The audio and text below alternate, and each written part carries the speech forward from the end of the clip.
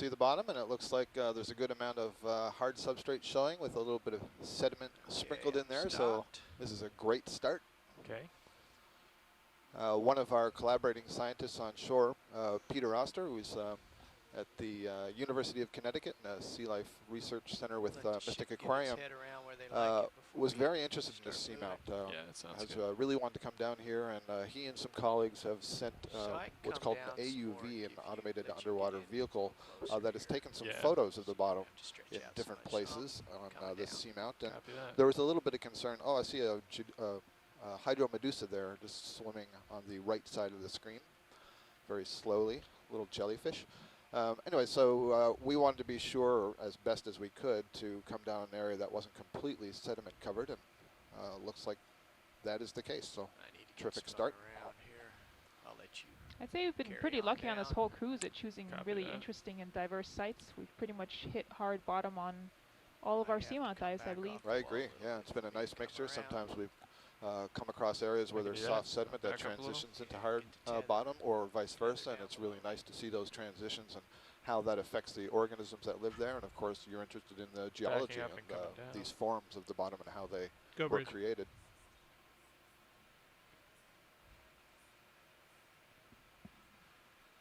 There does seem to be a little more sediment here than we've seen in the past few dives. I guess that's not surprising, seeing as we're not too far from shore right now.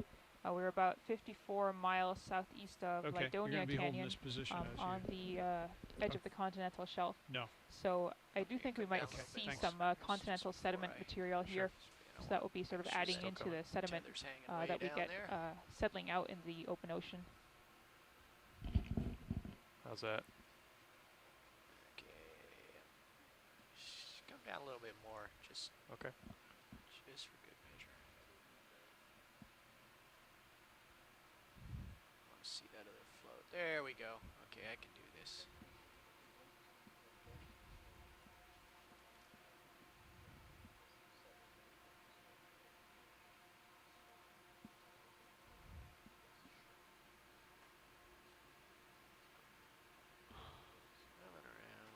This is actually a fairly steep slope. Looks like the sediment's cascading down here from further above. This could be the edge of a lava flow that we're seeing right here. Sort of rounded, just on the left side of the screen. Getting stable.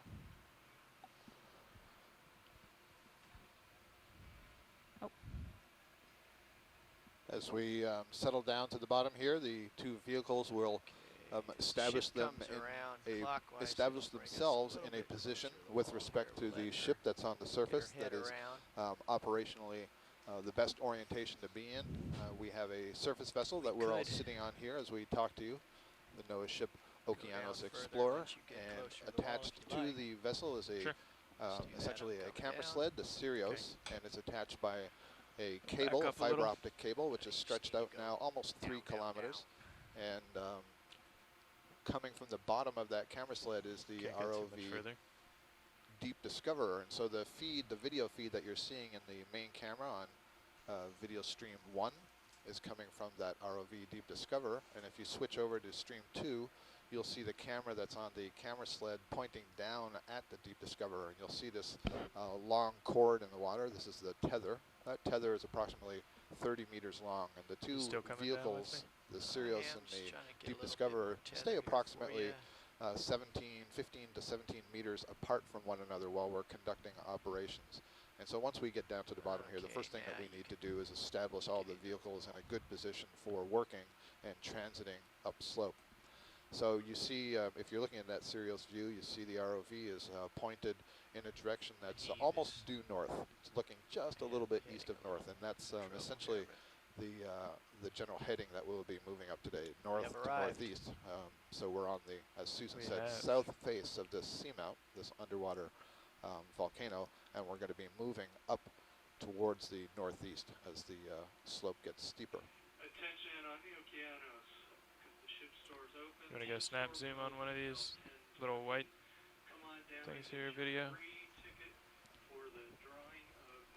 Looks like we have some various sea urchins here. It's very cobbly on the bottom here. Yeah, just hold it there. I'm not going to. It is, yeah. Just wanted ID. While we're Lots still of dark material, lots of different colors. Lots of pebbles here. So we have 4 or 5 sea urchins. Okay, come wide. These may be in the genus Echinoderm. We've been seeing sea urchins fairly frequently. Here I can see lots of them on the slope, 2, 4, 6, 8, 10, 12, 14, 16. There's at least 20 urchins scattered around here. And I also see some brittle stars, ophiuroids. They have the very thin, round body with the long snake-like arms that are extending from them. Both the brittle star and the sea urchin are members of the phylum Echinodermata. Echinodermata translates as spiny skin. So all echinoderms have structures called ossicles. This is made of calcium carbonate. You can think of chalk as basically a calcium carbonate. So they have these calcium carbonate hard structures embedded in their skin. And in the sea urchins, those are basically all fused together to form that round globular test. We call it a test that the spines are rising from. Okay. And they, all the echinoderms also have tube feet. So on the sea urchins, those tube feet are radiating in rows from the bottom, curling up around that shell, whereas on that brittle star, the tube feet are restricted to just below the arms. So a little bit of life here in the soft sediments on our first view of the bottom of Physalia Seamount. First ever exploration of this feature, which is really close to shore, just 200 miles off of Cape Cod. Take a while for. Yeah, I think so. Go ahead, Bridge.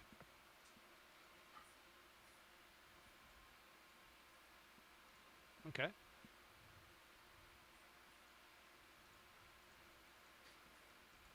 Okay.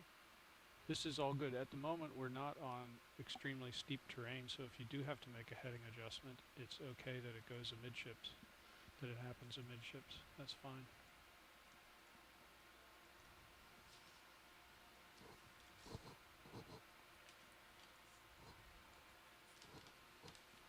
Oh, look in the Sirius camera right above us. It looks like either there's more gravel or there's hard rock. Good. We're just setting up for our first move. I'll give you a call. Thank I you. wonder if it's this darker Is that what we're looking at right now? material that we're seeing. Yeah, I guess that's I'm seeing it just ahead of it, above us. Yeah, Yep. that must be it. That really stands So out. the darker pebbly Yeah. material. Although I it must am be coming from pointed somewhere. Maybe there is generally hard rock above us. where Sure. we're headed. Watch leads, Nav. Okay, I'm just about to Nav, the this is end, watch lead. Yeah, you are at the end. Hey, we're obviously on the bottom. The ship's gotten itself set up, and we're There's a rock. ready to conduct our first move.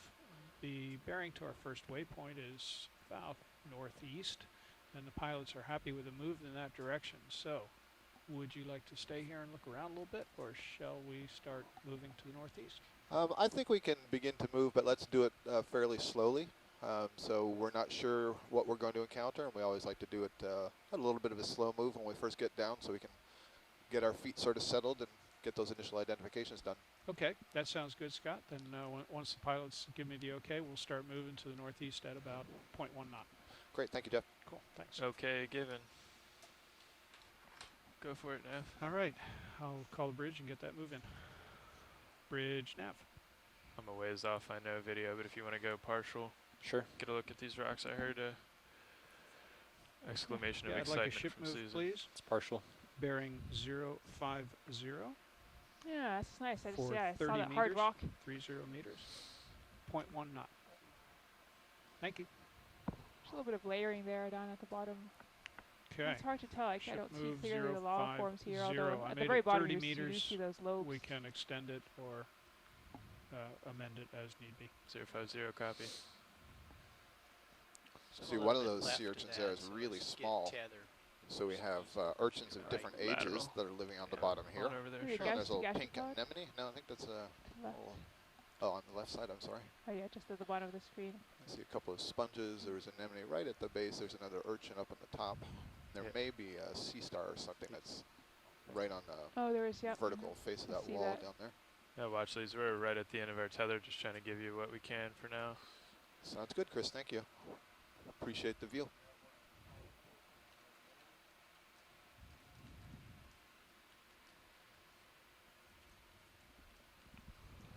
Pick one, raffle ticket. Well, this definitely looks quite eroded. I'm not seeing Yeah. original lava forms. Maybe It's- on the edges, well. but otherwise not. I didn't It's want clearly that a slope You that's like fairly that one? active. Okay. Susan, so this, Wait, was it 13? thank you, Roland. This seamount is popping out of Okay, the video, you wanna come wide? continental Sure. slope. Thank you. And so, Basically. is there Start any walking over to continental crust that's 50. associated with it when it does that, or do you think it's Copy. Referrally asked you know, for 20 extruded right tickets through? down I guess there. actually Yeah, that's. those are sediments that are off of the slopes. I'm not sure if this I is took a head continental count up here. mass on the slope, or it's all And oceanic, then doubled it. and it's just that it's got a draping of sediments. That would So yeah, that is actually a surprisingly increase difficult our question to chances answer. So yes, on Not the if he surface, kept there's them. plenty of material coming down yes. from the continents. So that will be sourced on the continents, on land, brought down onto the shelf by rivers, and then down onto the seamounts through some of the canyons. That will be continental material. Now thinking Well. deeper about the construction of the crust, I think that's these passive margins. So that's where there's not active Let's sort of look at this tectonic rock. processes going on, like subduction, like we see on the west coast. I think it's actually quite hard to map that transition from when the Atlantic first started opening and we started to have oceanic crust, so this You want type me of to back up, Dave? tectonic plate or I'll just crust pull up forming. a little bit here. I don't think there's really a clear-cut boundary between oceanic and continental crust. So that's Okay, go passive ahead, margins video. are an area that people are still studying very Won't be actively. super stable, but if They you do a wanna fair try to amount of fill drilling frame, to try to sure. actually identify what's happening hold at that there. transition when oceans start We're breaking gonna wander open. a little bit. Thank you. And we have a couple of sea urchins climbing over the rock here. Most sea urchins are grazers. They have small jaws on the inside of that test that are Let's to oriented the right down there. towards the bottom. Transparent creature. That jaw is a fairly complex structure called the Aristotle's lantern. It has lots of different parts to it. Pretty complex musculature. Oh, here's something interesting. Dug into the sediments here, just to the right of the rock, looks like a burrowing anemone. So most people are familiar with sea anemones. There's also maybe a polychaete worm on the upper side of that rock, but I'll try to focus Go on back one in. thing at a time. Sometimes it's hard. There's so much to Hold see there. down here. So this is a sea anemone that actually digs itself down into the sediments. I believe we saw one very much like Just this on hold there. one of our earlier dives. You can see the tentacles spread out over the bottom, and that sort of pinkish spot in the center would be the mouth. And you can see some lines radiating from the mouth towards the tentacles. Those would be the tether tag infoldings there. of the gut. This is a You very can come wide video. transparent animal. And the We'll get a body better of shot that of it here animal in a would be couple dug minutes. down Stay partial or go full? into that soft sediment. Come full wide. And basically this would be waiting for things to Step back drift up from down here. from the water column and Just settle waiting near outside it and reach of those tentacles that it could feed on.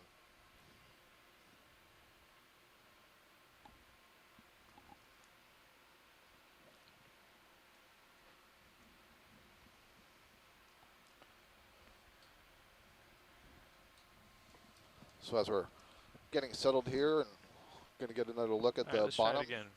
I have to say hello to Mr. Lamberson's third period marine science class at Port St. Joe High School in Port St. Joe, Florida. They've been tuning in to several of our dives and sound pretty excited, just as we are, about the stuff that we see on the bottom. Come in a little further. So welcome aboard. Hope you enjoy what we're seeing today on Physalia Seamount. This is the first sure if ever that's any better. I'm a exploration of ways off. Physalia Seamount, so you are seeing it at the first time that we are. And looks pretty cool so far. We got a good start. Hope some of you get interested enough that you pursue a career in marine science and find yourself out on one of these boats in the future.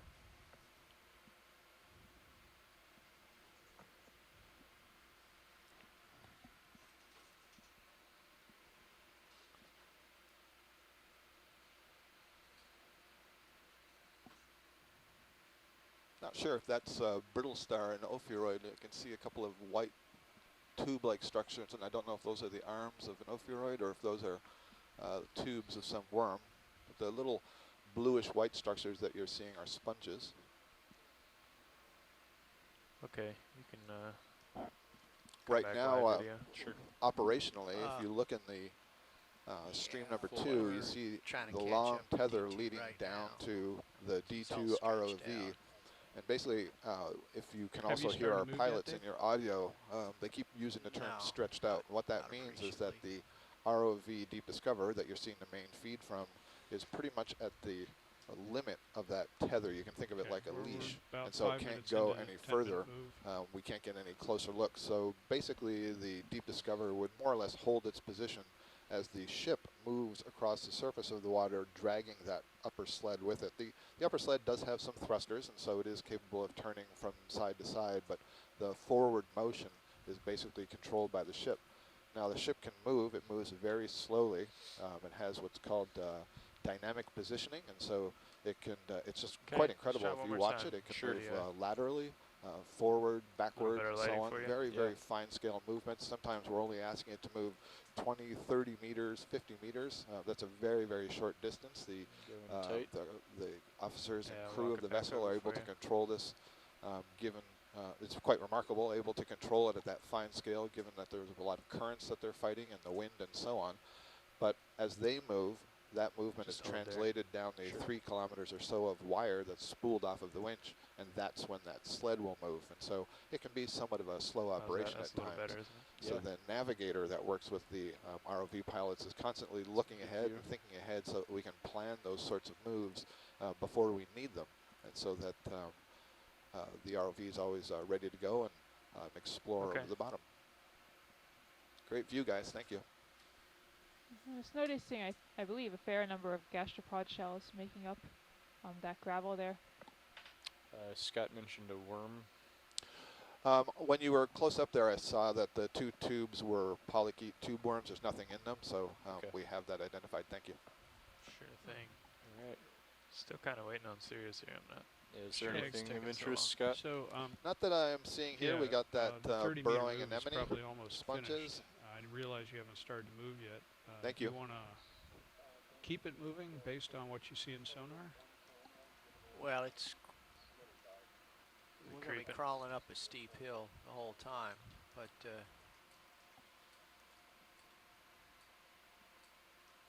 I'm just now starting to move. Let's see where I end up here. So I'll let this ship move stop. Yeah. Okay. Theoretically, it should put me right on top of D2. I think we're seeing that it took about 8 minutes for the This movement feature to here on the left video. start coming down the cable. 8 minutes, you said? Yeah. Copy that. Dave said he just Oh, started moving. Looks Some like rock. rock. Yeah. Looks like rock broken off. So you think this is more terrestrial influence? All this color. I think so, yeah. It's hard to tell what's been altered and chipped off from above, but I do believe, yeah, there's supposed to be some continental material, or again, this ice-rafted debris that we've been talking about several times. So Jason Chater, one of our geologists on shore at the USGS, has pointed out that, and since we are so close to the continent now, in the past when the North American continent was glaciated, there were actually large glaciers that started to calve icebergs out to sea. Those icebergs would carry continental material out into the ocean, and they would melt and then drop that material down on the seamounts. So I think we can see in some places isolated drop stones that have fallen from above, and possibly some of this unsorted gravel material too. Can we have a look at that orange polyp that was just to the right of what we looked at? Thank you. Standing by, I'll give you I want to see if this is a sea anemone or if this may be a cup coral. We'll get a closer look at it. Sea anemones and cup corals are closely related. They are both cnidarians. Cnidarians are all those gelatinous sort of animals like jellyfish that have stinging cells. And one subgroup of those is the anthozoa. The anthozoa are the cnidarians that live attached to the bottom. So things like sea anemones and stony corals. Okay, go ahead, video.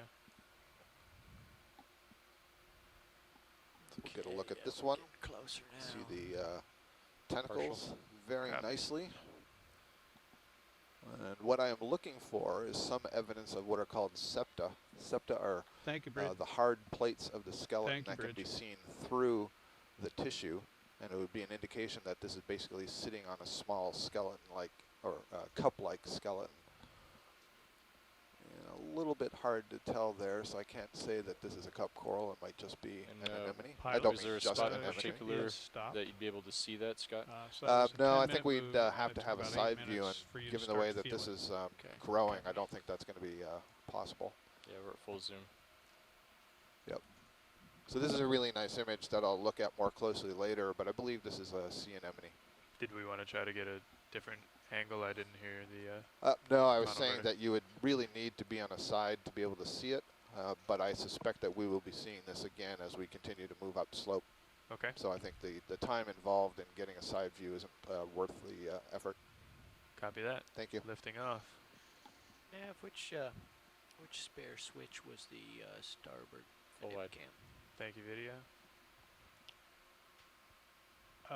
The two on the left.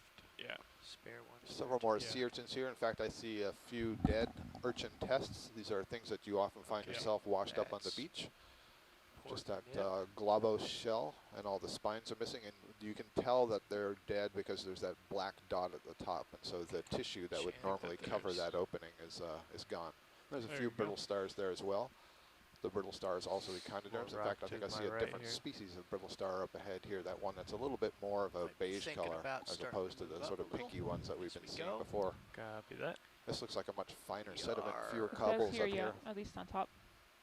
It's interesting how we see these shoots. Okay. I guess the lighter colored Coming up. areas that we cross over And might be the more close part active, of the wall is um, actually to the left. whereas the other areas So have maybe not sidle slid over in to the left quite so some we can time. see what we're Here's up another lava against. ridge here Yeah. we're passing Let's over. get eyes on it. So one of the things that many of the biologists and scientists who are following along on shore are interested in are, could we get a look at that sea star that we just passed over if you haven't gone Yeah. too fast? Thank you. Just caught it at the last minute here. Yeah. We've got a couple of seconds to. All right, this is different it out, from just what holler we've at seen me, Dave. before. We've been looking at brittle stars. This is actually a sea star, member of the class Asteroidea, so it's still an echinoderm. So you can see a brittle star, a small white one, on the right side to compare it to the sea star. So the sea star and the brittle star, one of the ways you can tell them apart is Okay, go that ahead, the video. central have too disc long where here. the mouth is very clear We're and going separated from the arms on the Copy. ophiuroids, less so on the asteroids. Yes, we've been seeing this a few times now. I should be remembering the Rolling name of there. this, Watch too. and we'll see if I can race Chris Ma to the identification. We can see all those spines associated with that the side of that How arm. we doing, co-pilot? So the tube feet on this sea star are oriented I think in I'm grooves stable. below those arms, and this thing will sort of glide over the surface as the tube feet underneath move back and Might forth. be closing slowly. I got my cursor set They here. also use the tube feet to Roger that. get food and move it Markers. towards the mouth. How's the lighting on that?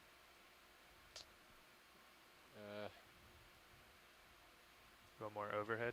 Yeah, maybe a little bit of light pointing Hi, down. it's the ship store again. You have 5 minutes to come and get your yellow ticket, and the drawing closes in Oh, 5 I need to minutes. turn So on come a get your HPU yellow ticket. first. Thank you for that view. That was terrific.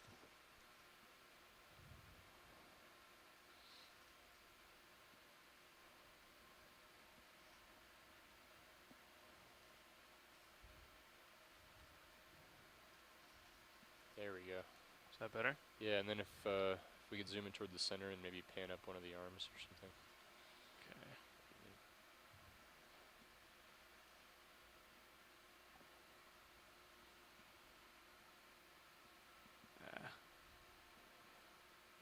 Got a little bit of snow in there.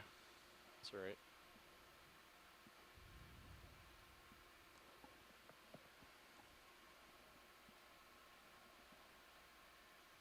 The slope. Okay, Dan. We'll slowly creep up this one here, Sure. and then I'm gonna lift off, and we're gone. Come on. Thank you. A lot more than yesterday. Full light. Maybe we'll see that in some of the views. As we go further, we can make a Co-pilot, could you comment on it. tilt that upper port One of the things I was back just to beginning to normal? comment on before we saw that sea star is position. the number of It's folks who on are right interested now. in looking at communities of sessile organisms. Sessile means that the animals are You have to hit attached or hydraulics again? fastened That's a to bug. the bottom Yeah. in some way, so they could be cemented to Is that a rock, interesting or they port? could spend. Port, yes, sir. They could be Port, attached to the upper rock but swing capable arm, of moving, and but then for most of the time they are up, firmly attached to the yeah. rock. And so those There sorts you of go. organisms need to have exposed rock as Thank opposed you. to piles of sediment in order Back to off. use the habitat in order to live and glue themselves Hydraulics, firmly so that they rise can grow up into the water As where am they're I. obtaining their food that's drifting through Uh, the water Is column. that dark? So one of the things guys that's wanna interesting start that you're another looking at ship here is or- that we see sediments, I the want soft sediments, and we do see Pilot some to come exposed left. rock, but we're not Okay. I seeing have this tall feeling that the corals wall or is tall closer than sponges sonar quite is yet. telling And so one of the things that suggests to What's me going is on that here, maybe video? we have periodic Come quick in. turbidity flows or mini landslides that sort of wash over the rocks here. They get deposited into what Susan was referring to as chutes, the sort of lower elevations between these rocks, but there's enough sediment flow that it sort of wipes off or scrapes away anything that's trying to grow upright. So perhaps as we ascend, we'll get to slopes that are a little bit more steep, won't have such sediment accumulation, and maybe we'll start to see some corals and come wide for me. large sponges. All right, Dave, let's get eyes to the left here. I mean, we're seeing the lava's exposed a little bit more here, whereas lower down we were just seeing locally so sort of lava patches, but now it's sticking out a little bit more.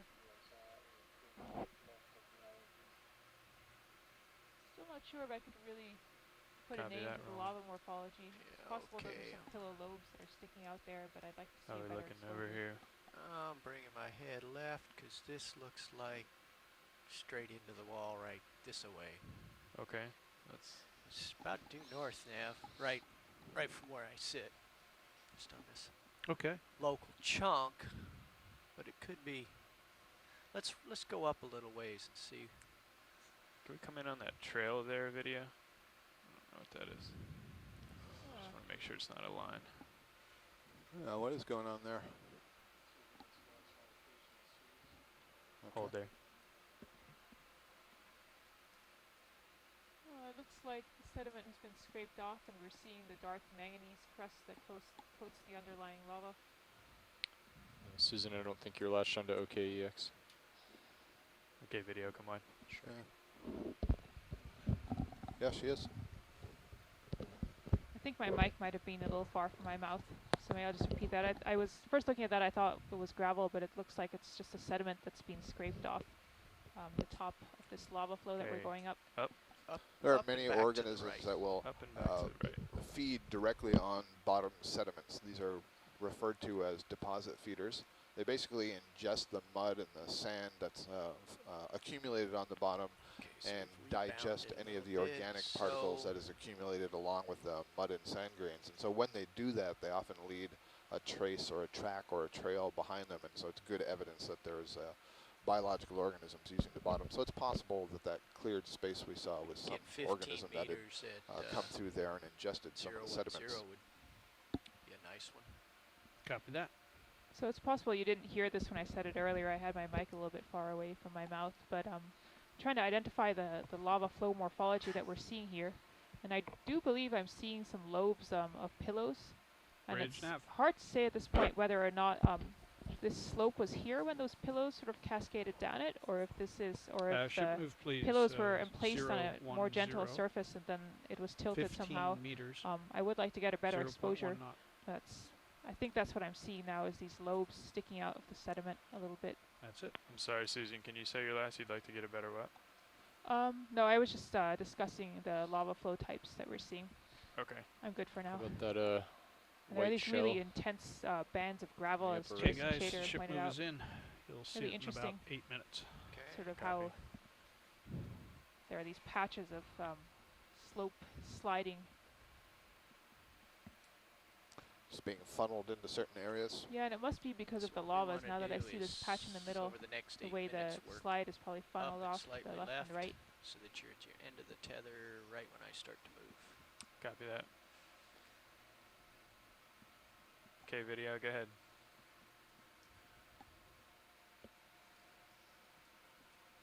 My lights are pointing. That kind of looks like a gastropod shell, a snail shell, fairly large one. It looks like a stalked crinoid also, just down to its left. The crinoids are another kind of Echinoderm, so they have the spiny skin and they have the tube feet. And unlike the urchins and the sea stars and the ophiuroids, the brittle stars that we have just seen a little bit earlier, crinoids have their mouth oriented away from the bottom. So you see that it's on that stalk. It's commonly referred to as a sea lily. It's on that stalk, gets up in the water column. The arms have those little side branches to them, and they will trap their food from the water column and carry it down to the mouth, which again is oriented upwards. You get a good view of it there, sort of blowing in the currents. And then that other thing is a, sure looks to me like a large snail. The question is that a living snail? Could be an empty shell, or it could actually be a hermit crab that has taken over that shell. Okay, when you're clear, video. Yeah. Okay. Got the ID. Yeah, we got to get moving. It's full wide. Copilot says up and left. When I say large, I mean relatively large. So I'll pass on some information here that Jason Chater, our geologist on shore, has passed on. And he reports that as much as 4 meters of sediment has been cored from the slopes of Physalia. Wow. And that there's abundant pelagic and hemipelagic components. So hemipelagic is this sort of mix of material that's coming from the continents, as well as There's some a fish. Fish. Drive by. And Jason just amended that to 5 meters of sediment, Okay, so I guess he that's means pretty 5 thick. meters thickness. Yep. Wow. We go snap thick. zoom on the yellow. The sea poke won't help us there. Nope. Partial. Hold there. What's going on here, Susan? We're looking at the lighter orange here. Yeah. Now it's really hard to say. All of these rocks probably have different origins. They have different levels of alteration. If we can zoom in a little bit more, that would be great. As you zoom in, you'll notice I was saying earlier there are a bunch of urchin tests, meaning the urchin is dead and you just have the shell. You can see one in the upper right, and you can see a live one right there in the center now. So there's the difference. When they're alive, they have all the spines. When they're dead, they're all gone. Go ahead, Susan. Yeah, it just says, I'm just looking at this rock here. Looks like it has some interesting, kind of almost a ropey texture to it. I bet this is a broken off piece of a lava flow. And again, it's sort of a typical alteration color. So alteration is this process by which seawater interacts with rocks over long periods of time at low and possibly high temperatures in hydrothermal environments. But we actually get a chemical change in the rock. And so a lot of iron is often pulled out of the seawater and can replace some of the minerals that are in the rock. I'm also seeing here on the sediment some spines, the spines of this, possibly this urchin test, and I wonder if something has come along and fed on that urchin. See some spines just up above it. You can really nicely see the warts that are on that round test, and that's basically the articulation points of the spines. There are little muscles that are associated with the base of the spine, so the urchin can move those spines around kind of in a defensive way. Right. Okay. I think we're happy Clear? with that. Yep. It's full. Copy that. Is that another broken shell up top? Yeah, the large white thing. Yeah. I'm not sure what that is. Let's check it out. It's awfully bright though.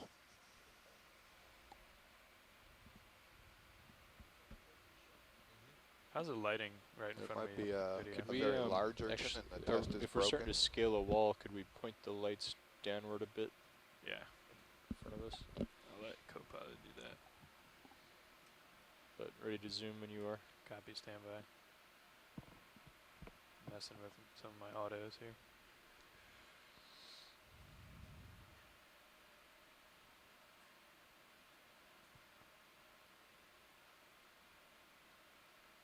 There's some light. That's better. Thanks, Dave. Let's see here. Just experimenting a little bit here. Okay, go ahead, video.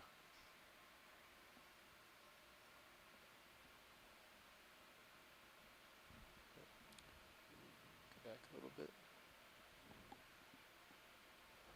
So this is definitely the test of an echinoderm. So again, the test is the name that we use for that outer shell that the spines would articulate against. But I'm not sure that this is the same.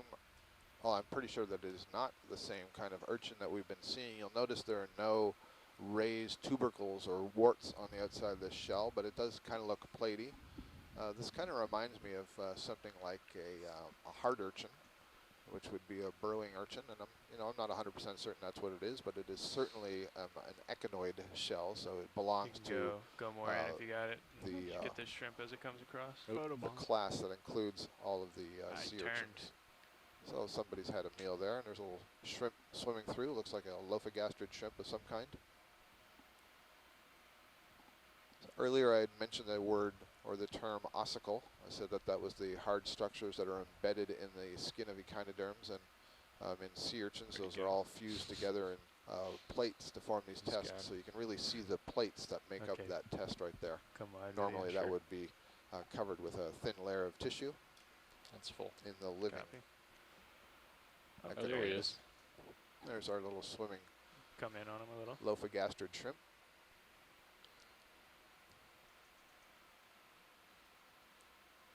Got any more? So he's holding his walking legs basically under the body and pointed somewhat forward, and those walking legs branch. I think he's too and close it's to the focus, upper actually. branched part that is doing the swimming motion There there. is. And you saw a really nice reaction going backwards. It uses its tail fin of that whole abdomen, and it flicks it underneath it. That thing is packed with muscle.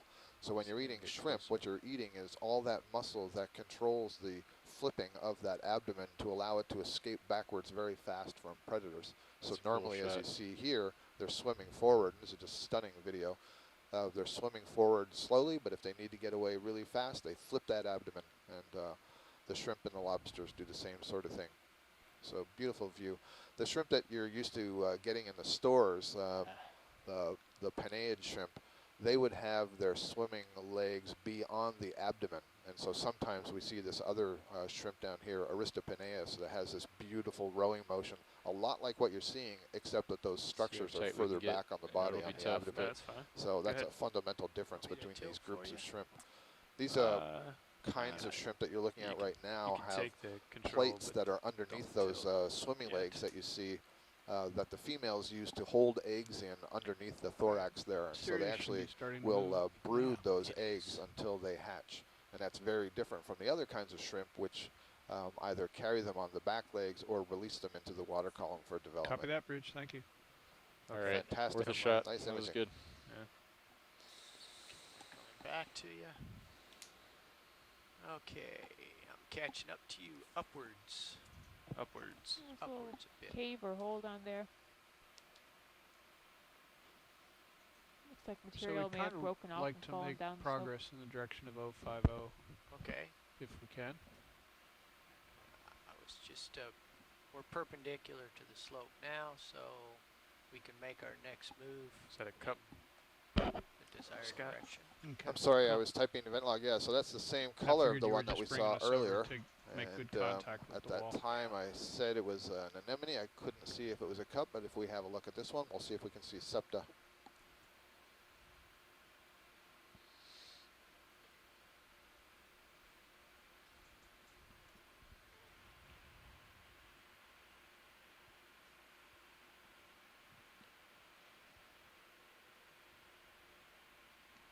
Video, if you could brighten up Sirius for a second. Sure. The neighborhood here. We're all right. Okay, thank you. Go ahead, video.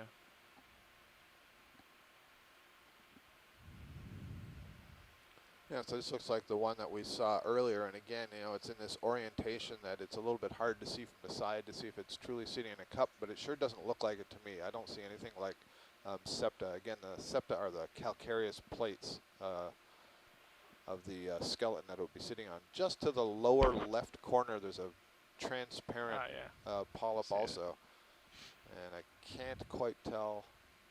I can't quite count the number of tentacles. It's sort of disappearing into the background there, and it's very small. Okay, partial.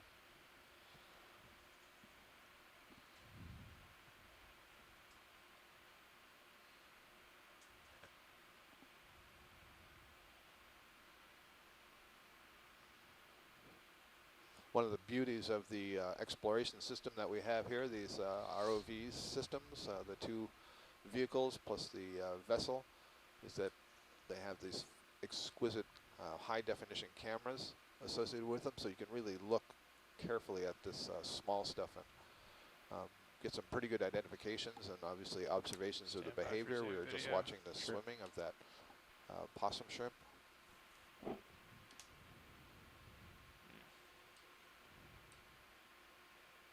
There aren't a lot of systems that can do this. What's dragging me left here, current? Or Might have had your toe down.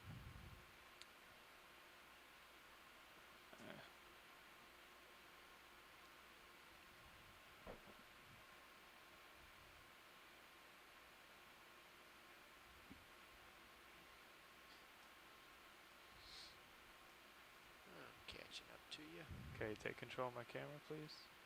Okay. Tilt up. Come in, video. All right, we're going to see if we can get another look here. Hold there. Keep coming. So again, I'm not Tilt seeing down. septa in the anemone. And in this other thing, one of the things we all want to try to see is if the tentacles that are arising from this transparent polyp have little side branches on them. And I do not believe they do. So this is another burrowing anemone. It's full. That's good. That's great. So clearly there are no pinnules on those tentacles, and the number of tentacles is greater than 8. So that is not a small octocoral. That is a burrowing anemone. Thank you. Belongs to the family Edwardsiidae, Sure, come on. I believe. So we have 2 different kinds of sea anemones that are sitting side by side. One that is attached to the rock, it basically more or less glues itself to the side of the rock, and the other constructs a burrow and lives in that burrow. Take it. You guys ready for a ship move to start? Yeah, let's take a look left and right, see what our slope is here. Another nice sediment chute there. Cutting nicely down through the lava. Oh, this is interesting here. Very steep. Can we take a look at the base of this little outcropping? Or are we moving too fast? Yeah, very steep.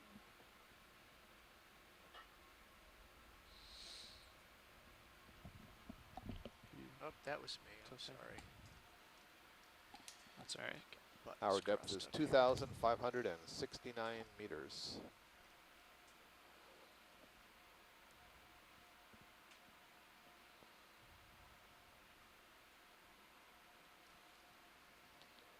Water temperature down here this morning is 2.92 degrees Celsius. Might be able to light that up a little better. Yeah, we can get in and also look at some of the lobes there at the base and that transition from the black to the lighter I'll let you take control orange. Camera back. Okay, got you tilt. And also maybe if we could deploy one of the swing arms. I think that's colder than I was expecting it to be. The starboard 2.9. one. That is Light colder. that We're not up. What do you quite. think? We're not down so deep. Right. 2.8. Let's see. So we're obviously under the influence of some currents that are probably moving down from the north. You could start to come in, video, if we want to carrying check cold water. We've had about temperatures of 3.7 at the right there at the bottom of the screen. Elsewhere, when we were further offshore. Further offshore, yeah. So we're probably in the influence of the western, deep western boundary kind of current, whitish, which is water that's being to the right or right center or left basically center? basically up in the area of Labrador and Iceland. I'll take a look. Tilt down just a touch, Dave. Certainly some sponges there. Okay. Can't tell if they're sitting on what's. Copy that. Is that entire thing a sponge? Yeah, I think that bluish material is sponge. The white is definitely sponge, but not that brownish stuff in the background. That's rock. You can also see some nice serpulid polychaete tubes. Those are those calcium carbonate tubes at the lower right. Fan worms. That should help. Okay. Cool. Come wide when you're done, video. Sure. Hopefully that That's lit up a little bit of the back. I still can't tell, but it looks like they're actually clasped. Partial. So some rounded pebbles or boulders that are inside a more altered matrix. It makes me think this could almost be a breccia. So breccia is a type of rock crinoid down there where fragments of other rocks are it. cemented together with some form of matrix that could be sediment or carbonate. Start to come in. Breccias are quite common on the slopes of seamounts where that these pillow lobes can break apart and fall down and all become cemented together. It's interesting. We're looking at a crinoid, a stock crinoid there, but what's that little pink thing that's in the lower right? And we have rock. Right there. I wonder if that's some kind of worm. Yep. Maybe associated with the bottom. You up gently. There you go. One of our young explorers at Port St. Joe High School, Abby, is asking about the purplish-looking thing that was behind the urchin test earlier, and I'm not sure if she's referring possibly to the sponge that we're seeing. Oh, there's actually a fan worm sticking its tentacles out right at the top right of the screen. So what do we want to look at, pink or fan worm? Pink. You're set up for pink, sorry. Tilting. You go ahead. Okay, go ahead, video. So this pink thing is somewhat novel. It almost looks like it's grabbing onto something at the base there, doesn't it? There's like something that's arising vertically from the wall, and then this is extending downwards from the wall.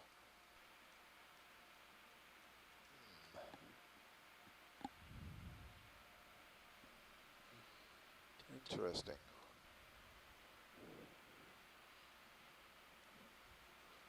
Maybe, boy, I don't know.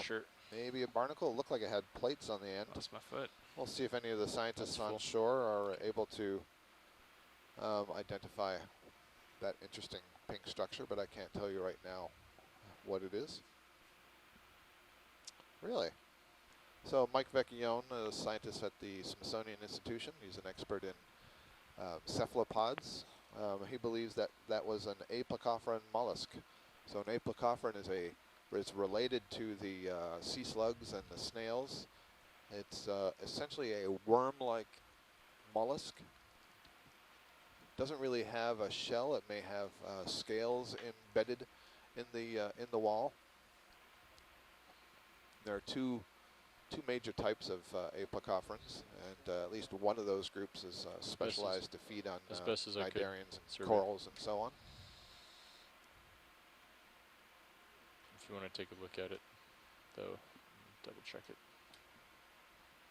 Okay. Tilt up and come back in video. So get a better shot of that guy.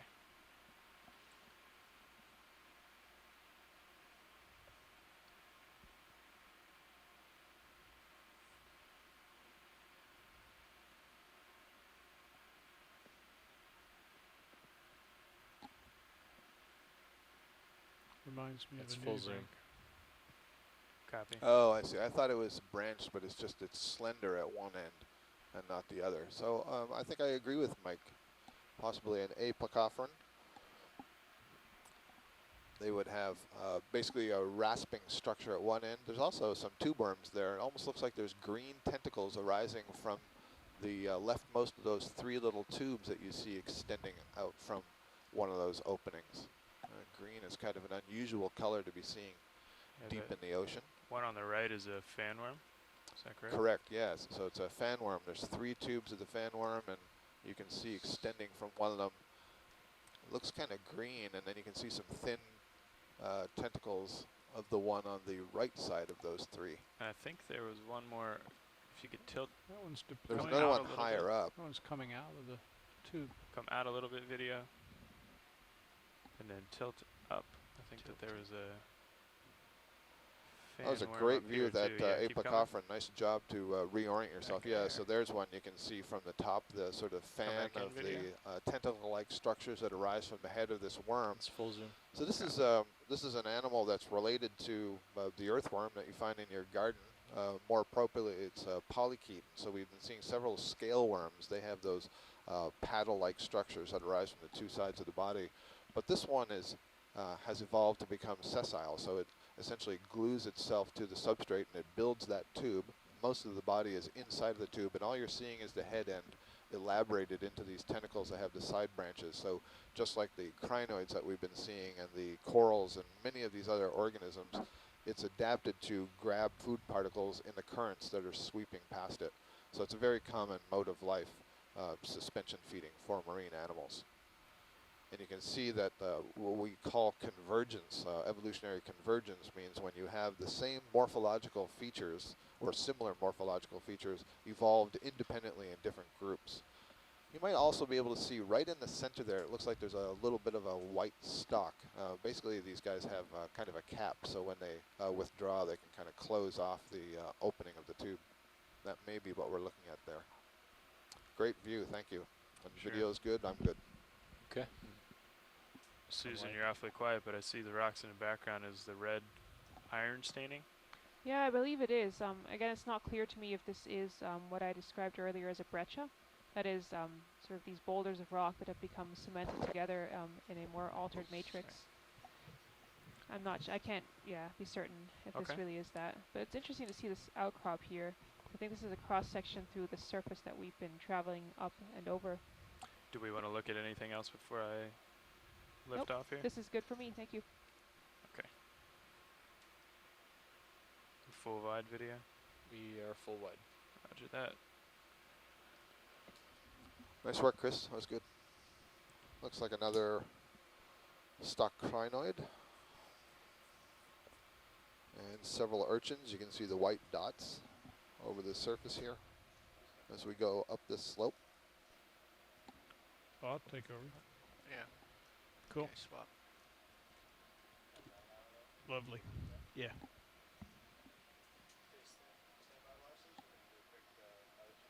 Copy that.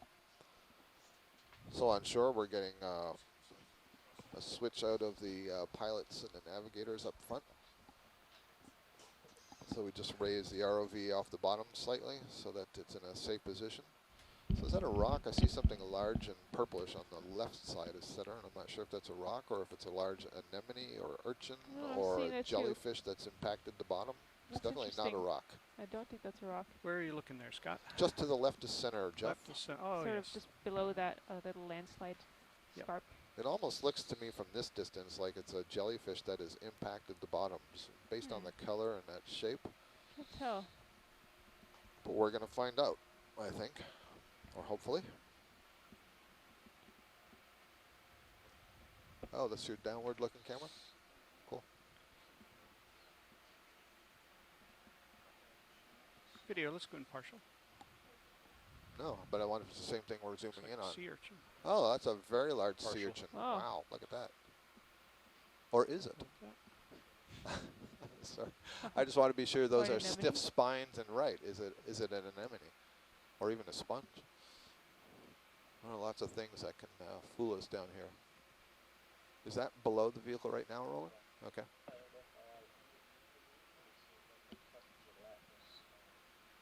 Okay.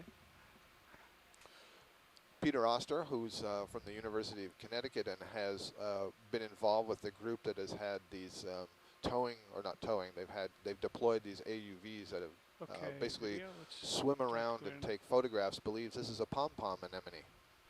Look at that. So when you get closer, you can see those aren't spines. Those are actually soft tentacles, and they're so densely packed you can't even see the mouth in there. This is a fantastic find. This is the first one we've seen of this type on the cruise. And after we get some nice shots of this, if we could turn on the lasers just to get a sense of the size of this thing, that'd be interesting.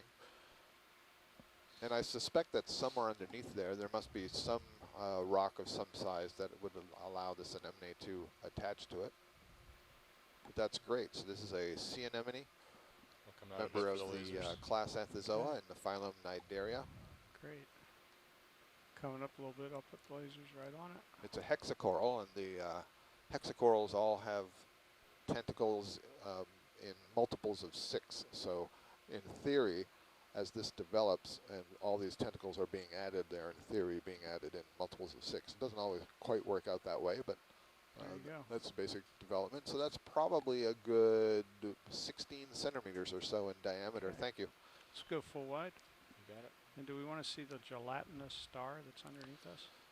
Peter Oster is telling me that when you collect these animals, they note that the tentacles are very sticky, so they must secrete an awful lot of mucus.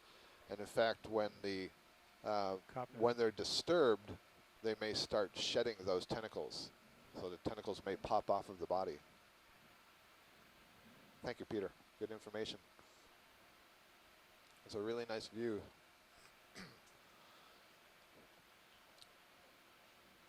There's a sea cucumber, pink sea cucumber there on the left side. We're sort of moving back because we passed over something. It may have been another Pom-Pom Anemone, but the shape didn't look quite the same. And I think it was down, it might be to the right side, Roland, you think? Yeah, okay. As we look for that, I'll just tell you a little bit about the sea cucumber that we passed over. So that's up on the left side of your screen. That's one of these deposit feeders that I was referring to earlier. So it would sort of munch its way over the bottom, ingesting mouthfuls of sediment and extracting and digesting the organics that are in that sediment.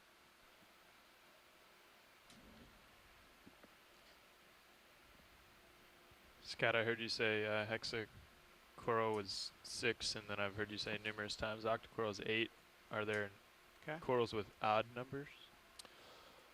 That's a really good question, Chris. So I'll bet that you could find some members of the Hexacoralia, especially the sea anemones and the stony corals, where they would have an odd number of tentacles. But based on the way they develop and the way that they grow, it should be multiples of 6. Yeah, got it. Really, I see the But 5. otherwise, 6 or 8. And in fact, in the octocorals, there are 8, period. There aren't multiples of 8, so you wouldn't find 16 tentacles, for example. You'd only find 8. Whereas in the hexacorals, like the one we just saw, you can find all kinds of numbers of tentacles. But in theory, if they're developing along the sequence that we understand, it would be in some multiple of 6, so you shouldn't find an odd number, but you could. Please. Copy that. All right, so what is this? This does look like a sea star. Good find, Roland. This is an interesting thing. Yeah, I'm going to bring it back in. If I know my sea stars, and I don't, I think Chris Ma will be contacting us very shortly about this, because this is an interesting one. It seems inflated, and I've heard him talking about these more sort of puffed up and gelatinous type of sea stars, and you can see this got this very sort of loby arms, or short, fat, and squat, and seems puffed up with fluid. Doesn't seem very spiny at all. Oh, look, an action shot. Oh, good. So it's this may be a slime star. He's talked about the slime star, and they have these structures called the osculum, and that's the osculum that you're looking at, and it's this opening. And so I'm going to guess that this is the one he described that has this kind of false membrane over the true back of the sea star. And so what you're seeing is this false membrane, and it has fluid on the inside there. And if I understand what I read about these guys, when it closes that opening, it can then force water to be moved through pores that are in that membrane, the purple membrane that you're seeing. And there are lots of cells that are lining it that produce mucus, and so it becomes very slimy. It's sort of extruding all this slime through the walls. And some of the studies that have been done show that that's a defensive measure. It deters predators. Presumably does not taste good. Right now. Okay. Very nice view. Fantastic. Up. Up. Good find, Full Roland. Well Coming done. up. Roland, our video engineer, is also looking at images that are coming from a camera that are mounted on the underside of the ROV, and they're taking still images. And he was looking at some of those still images and noted that sea star, which we didn't see actually in the video camera, in the HD video camera of the ROV. So it allowed us to go back and have a really nice view of that. We have lots of different cameras on the ROV, so typically what you are looking at is the high definition camera that's mounted kind of low, right in the center front of the ROV. And then if you switch over to the video stream 2, what you see is a camera that's mounted on the camera sled Sirius above the ROV. But back on the ROV Deep Discover, but back on the Deep Discover, there's a second high definition camera mounted above the first. We don't often stream that one, but here in the control van, we can see the images there, and if there's something that's important or at an angle that we want to use, we can capture the video from that, and we can also send it to you on shore. But in addition to that, there are, I don't know, 7 to 10 other very small cameras. They're not high definition, but giving various views that allow the pilots to really sense the environment around them. So they know, for example, where the arms are off to the side, and if it's going to hit a wall, what's happening underneath them, what's happening behind them, can look back up at the Sirius, and so on. This is another interesting little outcrop here. I think these are the headwall scarps of small landslides that go sort of travel down this slope. And it's interesting because we saw something similar not too long ago with a darker lava layer on top and then a much more altered layer below. If we could zoom in on this face, especially a little to the right where it's well lit, that would be great. Okay, want to zoom partial video? Come over here to the right. Yes, I know we don't want to look at the sediment. And again, I've been thinking that this could be a breccia layer, so that is there will be larger pieces of rock within a matrix, and that is actually easier for hot fluids to move through, and could be an explanation for why it's so altered. Again, I can't tell without a good cross section, but it sort of what I think might be going on is that there's actually possibly a slightly younger lava flow overlying what's an older, more altered layer. But that is, at this point, speculation.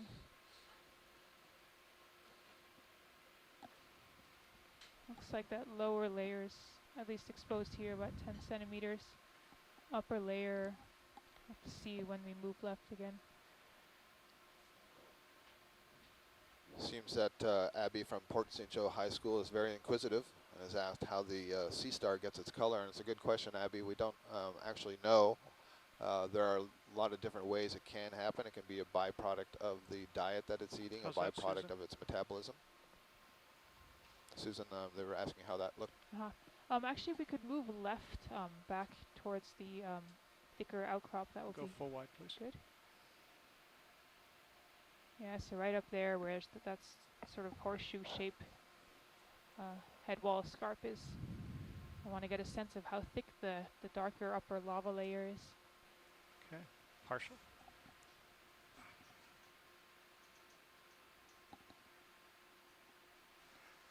Partial. Thank you.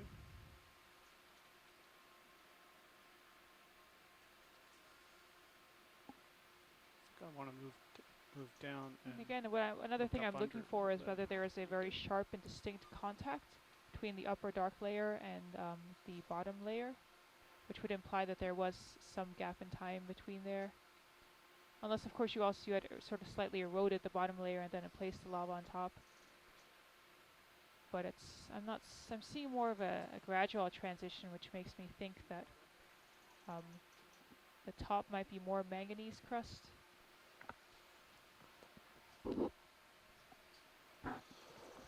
Like to have a look at this yellow thing after you're finished with your geology?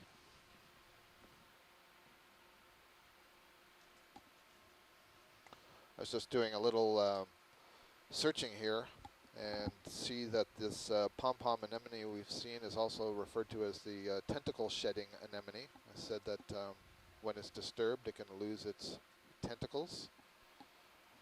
And I said that it must be attached to the seafloor on a rock, but in fact it says that they tumble over the seafloor like tumbleweeds. And they have not been observed again, very please. much, so it was great that we got an opportunity to see it. Susan, did that give you a view? That was good, thank you. Okay. Right, green thing, or yellow thing. Yeah. Yeah. I thought at first it was a crinoid, but then as we got closer I couldn't actually see the arms. I wondered if it was some kind of interesting sponge.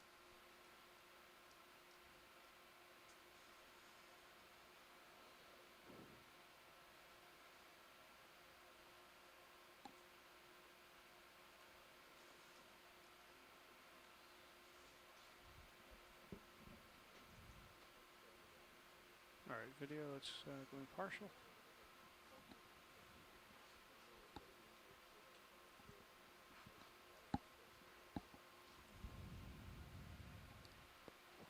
And more.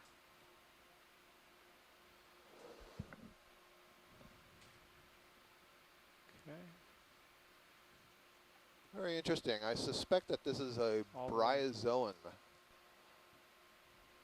It's full zoom.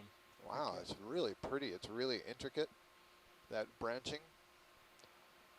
So this looks like a colonial animal, but I haven't seen this before. This is new for me, so I can't absolutely tell you what it is. It's the branches, I'll use the term anastomose, so Okay. Yep. not only Yep. do they branch out, but they look fused back together almost like a net. And there were some very small bumps on it, and among the possibilities could be a hydrozoan colony. That's another kind of anemone, and Going again. you Yep. can find Let's try again. hydroid colonies very commonly on pier pilings and wharfs and docks and so on, and so this could be related to that. But the very small size of the bumps suggest to me maybe that it is not a hydrozoan, but instead might be a bryozoan. And bryozoans are also common in shallow water, living in these fouling communities. But this is really interesting. I wonder if anyone on shore recognizes that and can help me out. And there's a number of other possibilities of what it could be, but those I think are two pretty good guesses. sort of whitish bluish stuff that you see in the background. That's a sponge overgrowing the rock. The small white tubes, those are polychaete tubes. So worm tubes, the fan worms again, the smaller. Nice. I see some little shrimp, some mysid shrimp, possid shrimp, some small amphipods. These are all kinds of crustaceans. That's great. That's a really nice view. Thank you. Okay, full wide. And Jason Chater at USGS has given a nice little explanation for what is going on here. So again, this does look like the head wall scarp of a small landslide.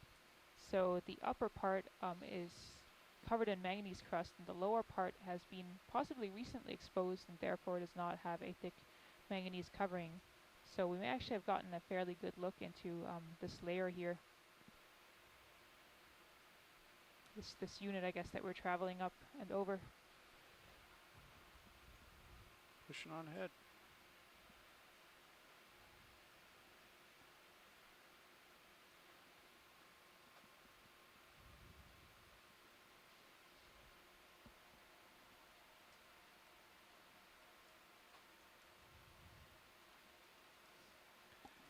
So Nav, I think you could get us going towards the waypoint with a give us a partial zoom, please. 30-meter move. Just on this layering right here.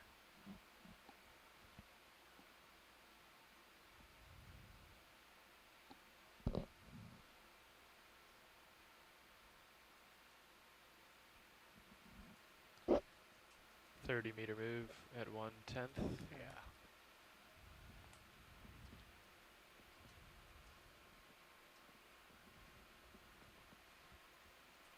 And what bearing? 030 sound good? Yeah. Okay. It's 050 to the waypoint, just FYI.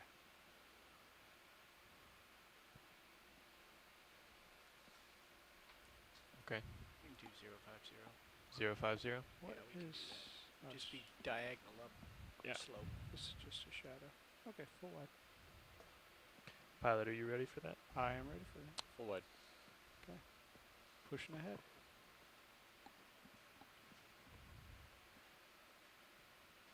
What was the distance you wanted again, co-pilot? 30. 30, copy. Bridge nav.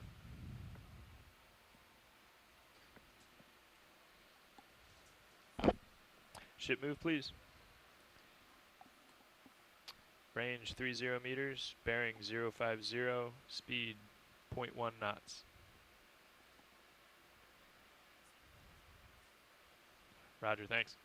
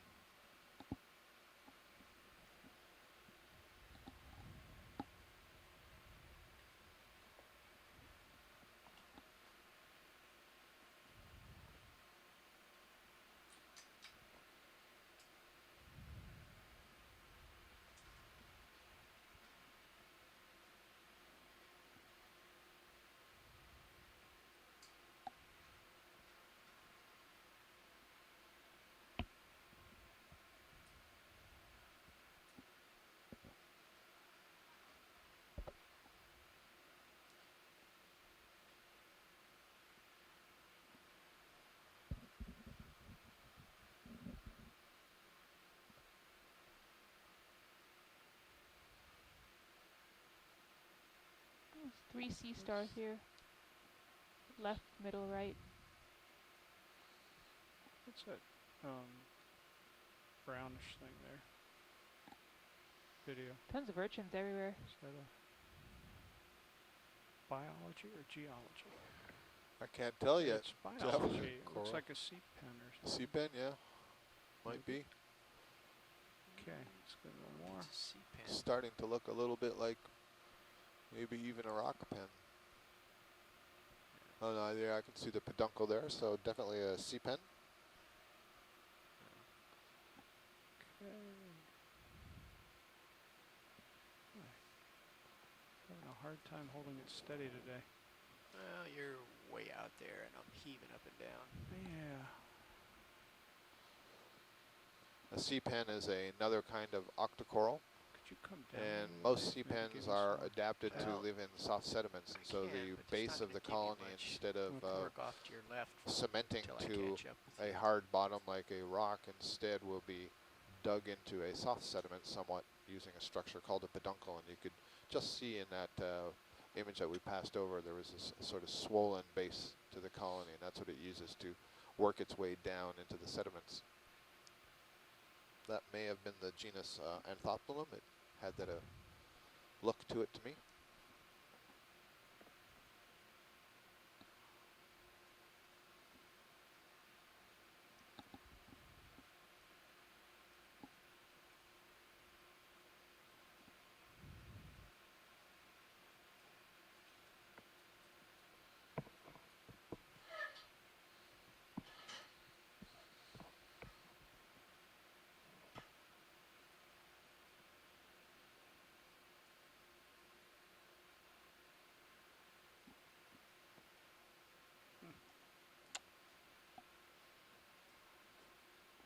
I just seem to be getting tugged all around. Are we feeling the same thing? Yeah, when I was out that far. Yeah. What's that there? It This seemed a little more strange looks than like normal. Yeah. Just work here on off the left. to I your was looking at left the top right. There would look like the gain some What is Okay. that? That's a coil of... the coil, yeah, the coil yeah, that's there. a fecal coil of a Holothurian? holothurian. Okay, Yeah, so that's interesting. after it's processed the sediments, the fecal string. So you can see that that sea pen was kind of curled over. It's a very characteristic shape for this group of sea pens that lives up here in the North Atlantic. There's a species called the Anthoplum grandiflora, I believe it is.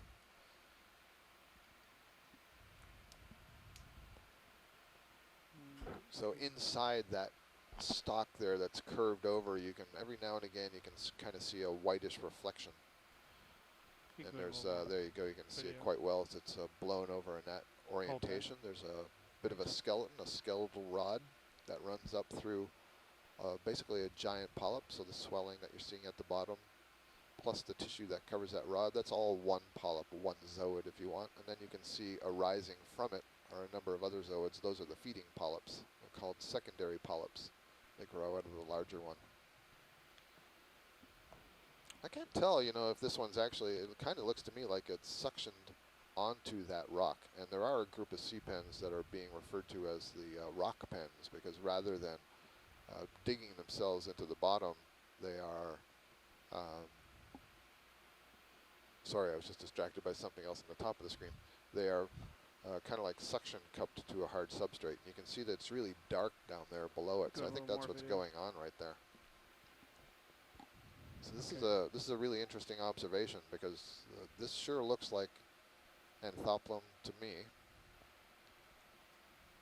And so I don't typically see Anthoplum on a hard bottom, but that is exactly what it looks like.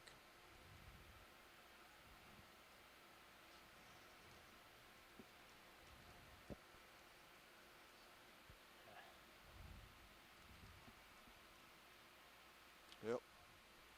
Cool. So you can see that peduncle is kind of flattened instead of being a bulbous structure. And it certainly could be bulbous. I think this thing could move over and dig itself into the sediments as well, but it is not there. Sure. That's full. Okay. Thank you, Jeff. You bet.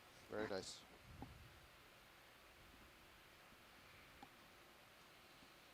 Okay. So Dave says I need to sidle over to my left here. Well, now I'm starting to catch up to you. If you come up and maybe a little bit right. My other left. Coming up.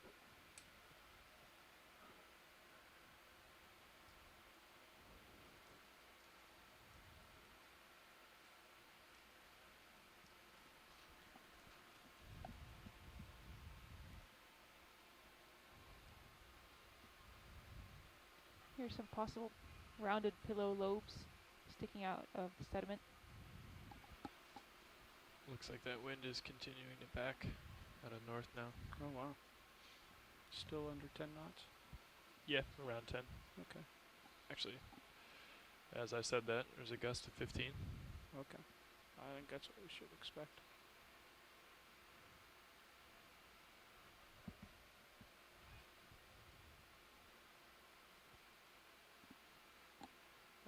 So I don't want to get out far again because that's too difficult. How big is this ship move? It was 30.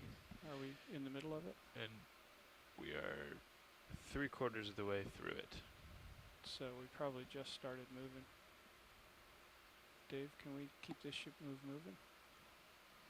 Yeah, we could keep this ship move moving, but you have to be prepared to dash upward if need be. Should the need arise. Should the need arise. I shall be ready to dash. But running out to the end of my tether and getting yanked around and then waiting 10 minutes isn't working for me.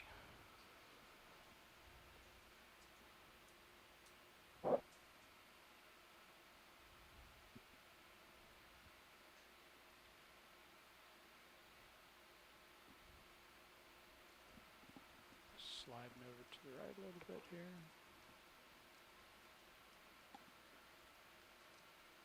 Oh. There's another sea pen coming into view.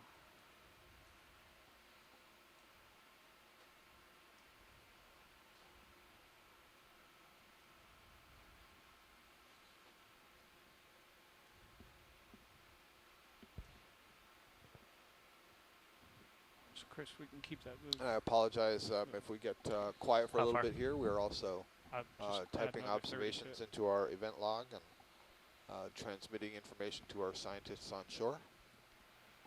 Another 30. Does that sound good, co-pilot? Yeah.